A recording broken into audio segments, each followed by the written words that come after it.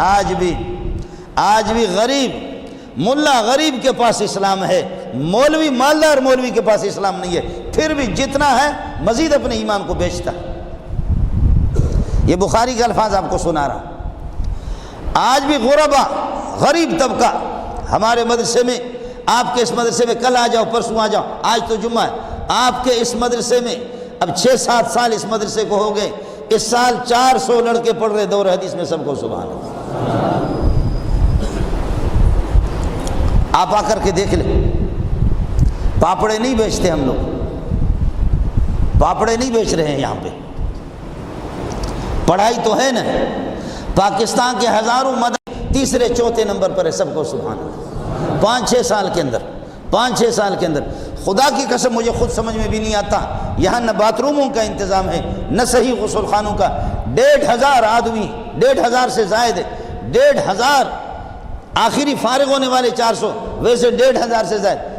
30 تک ان کے بیت الخلا بھی بنے ہوئے نہیں ہے، 30 تک سوائے ماتم کرنے کے میرے پاس کچھ بھی نہیں ہے، نہ سونے کے صحیح، نہ وہ بلڈنگ تیار ہے، نہ کچھ۔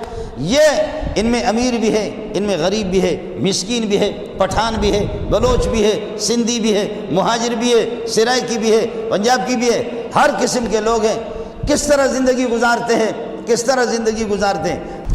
حل الناس حل اشراف الناس اتبعوه ام ضعفاء، کمزور لوگ آتے ہیں دین پر یا یہ ہے کہ مالدار؟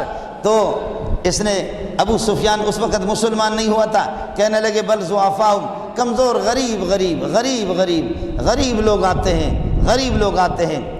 تو ہرقل جو کہ قیصر روم جو کہ کافر بھی تھا، کہنے لگے میں نے اپنی کتابوں میں پڑھا ہے آخری نبی کی پہچان یہی ہے کہ غریب لوگ دین پر جمع رہیں گے۔ سب کو الحمدللہ، سب کو الحمد۔ یہ بخاری سنا رہا ہوں، امت اخبار نہیں سنا رہا ہوں آپ کو۔ یا کہیں گے جیو ٹیلی ویژن کی خبریں مولوی صاحب سنا رہے ہیں، بخاری شریف آپ کو بتا رہا ہوں۔ اس موقع پر ان غریبوں نے، ٹھیک ہے امیر بھی آگے لیکن بہت کم، ان غریبوں نے سپورٹ کیا۔